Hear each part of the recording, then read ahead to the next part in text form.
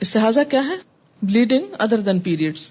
بعض اوقات پورا مہینہ مسلسل خون آتا ہے، بعض اوقات 2-4 دن رک کے پھر اسپاٹنگ ہوتی ہے، پھر 2-4 دن رک کے پھر شروع ہو جاتا ہے. تو یہ ایک بیماری کی حالت ہے. اس میں حکم حیض اور نفاس سے مختلف ہے. ایام حیض گزارنے کے بعد مستحاضہ کو غسل کر کے معمول کے مطابق نماز روزہ ادا کرنا چاہیے. مثلاً ایک خاتون کو صبح 8 بجے بلیڈنگ شروع ہوئی اور چوتھے دن 8 بجے وہ بالکل پاک ہو گئی، اور یہی اس کی عادت ہے عموماً 1-2 گھنٹے کے اوپر نیچے فرق سے. اب اس نے نہا لیا، ظہر پڑھ لی، عصر پڑھ لی، مغرب پڑھ لی، کچھ بھی نہیں تھا، بالکل صاف تھی کہ عشاء کی نماز کے وقت اس نے دیکھا کہ یلوش ڈسچارج ہے تھوڑا سا.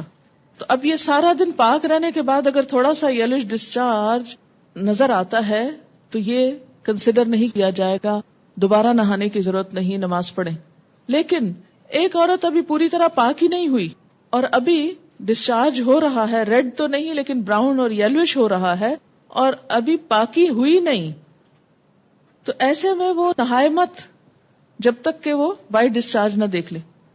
تو یہ 2 مختلف باتیں. یعنی جب وائٹ ڈسچارج دیکھنا شروع کر دیں اور آپ نہا چکے اور 1 دن کے بعد پھر آپ یلوش دیکھیں تو کنسیڈر نہ کریں. لیکن ابھی وائٹ ہوا ہی نہیں شروع اور یلوش کنٹینیو کر رہا ہے، تو جب تک وائٹ نہ آ جائے تو آپ نہائیں گے نہیں. سمجھ گئے یہ بات؟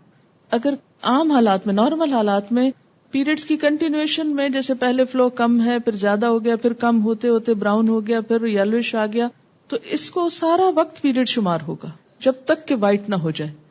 لیکن اگر ایک دفعہ وائٹ ہونے کے بعد 1-2 دن کے پھر تھوڑا بہت یلوش یا براؤنش ہوتا ہے تو اس کو کنسیڈر نہیں کیا جائے گا. پیریڈ سے پہلے جو ڈسچارج ہوتا ہے اس کے لیے کیا رولز ہوں گے؟ جب تک بلیڈنگ نہ شروع ہو اس سے پہلے اگر تھوڑا بہت یلوش 1-2 دن پہلے ہلکا پھلکا ہے تو اس کو کنسیڈر نہیں کریں گے، کیونکہ وہ ایک طرح سے اسی روایت کے تحت آ جائے گا جس میں یہ کہ پیریڈز کا جو خون ہے وہ کیا ہے، سرخ رنگ کا یا سیاہ رنگ کا، تھک ہوتا ہے. لیکن اگر مثلاً اس میں 2-3 گھنٹے کا فرق ہے، تھوڑا سا ڈسچارج شروع ہو گیا پھر اس کے بعد ریڈش شروع ہوا تو وہ ڈسچارج بھی پیریڈ میں کنسیڈر ہوگا. لیکن اگر 2-3 دن پہلے، ہفتہ پہلے ایسی کوئی چیز شروع ہو جاتی تو وہ نہیں. حیض میں باقاعدگی ہو، 10 دن بعد بھی حیض آئے اور رک رک کر آئے، مثلاً 2 دن نہیں آئے پھر آنا شروع ہو گیا، 4 دن بند رہا پھر 3-4 دن شروع ہو گیا، اس طرح 15-20 دن تک ہوتا رہا، نماز کا حکم کیا ہوگا؟ یہ بڑا اہم مسئلہ ہے جو عام طور پر مینوپاز شروع ہونے کے بعد خواتین کو پیش آتا ہے. ٹھیک، اس میں کیا ہوگا؟ پھر وہی استحاضہ والی حدیث سامنے رکھی جائے گی کہ جن دنوں میں پیریڈز کی بلیڈنگ جیسا خون نکلے اور پچھلی عادت کے مطابق ہو ان دنوں کو پیریڈز شمار کیا جائے گا اور باقی دنوں کو استحاضہ شمار کیا جائے گا، کیونکہ کوئی حیض 15 دن تک جاری نہیں رہتا.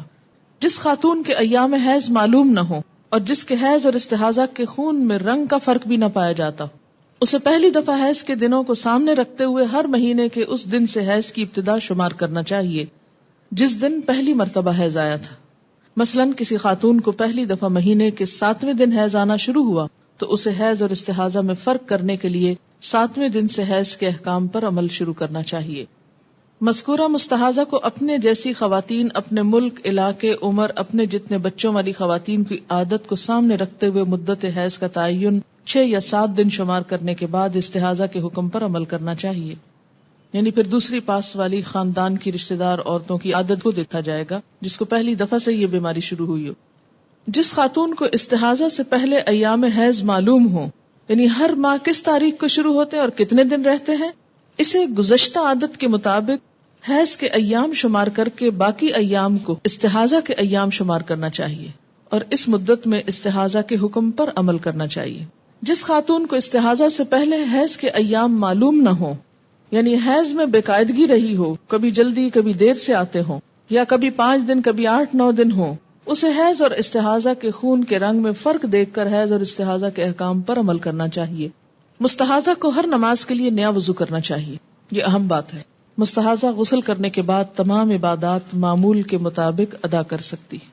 حضرت عائشہ رضی اللہ تعالی عنہا فرماتی ہیں کہ نبی اکرم صلی اللہ علیہ وسلم کے ساتھ آپ کی ایک زوجہ حالت استحاضہ کے باوجود اعتکاف کیا کرتی تھی. اسے بخاری نے روایت کیا ہے.